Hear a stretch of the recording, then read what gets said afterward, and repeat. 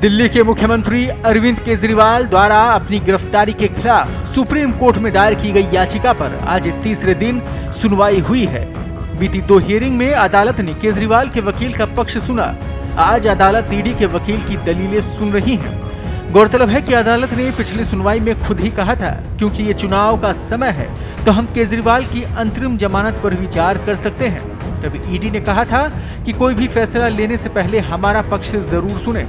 ऐसे में आज अदालत ने ईडी की दलीलें सुनी। ईडी की ओर से additional solicitor general SV Raju ने कहा कि जब हमने जांच शुरू की थी तो हमारी जांच सीधे तौर पर केजरीवाल के खिलाफ नहीं थी, इसलिए शुरुआत में उनसे जुड़ा एक भी सवाल नहीं पूछा गया।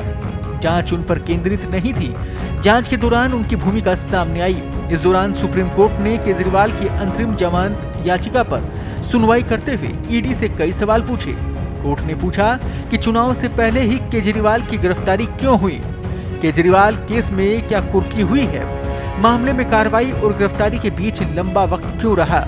एएसजी एसवी राजू ने कहा कि मनीष सिसोदिया की जमानत याचिका खारिज होने के बाद 1100 करोड़ रुपए अटैच किए जा चुके हैं। इस पर कोर्ट ने पूछा कि मिस्टर राजू 2 सालों में 1100 करोड़ कैसे हो गए? आपने पहले कहा था कि 100 करोड़ रुपए का मामला है। इस पर additional solicitor general SV Raju ने कहा कि ऐसा शराब पॉलिसी के फायदे की वजह से हुआ। इस पर जस्टिस खन्ना ने कहा कि पूरी आय अपराध की आय कैसे हो गई। जस्टिस खन्ना ने यह भी कहा कि चुनाव का मौसम है, ये असाधारण स्थिति है। वे दिल्ली के मुख्यमंत्री हैं, इनके खिलाफ कोई केस भी नहीं है। उनके इस बयान का विरोध जताते हुए सॉलिसिटर जनरल तुषार मेहता ने कहा कि सिर्फ इसलिए कि क्या कोई सीएम है, ऐसा नहीं हो सकता। क्या हम नेताओं के लिए अपवाद बना रहे हैं? क्या चुनाव के लिए प्रचार करना ज्यादा महत्वपूर्ण है? जस्टिस खन्ना ने कहा कि ये अलग बात है, चुनाव 5 साल में एक बार होते हैं, हमें ये पसंद नहीं है।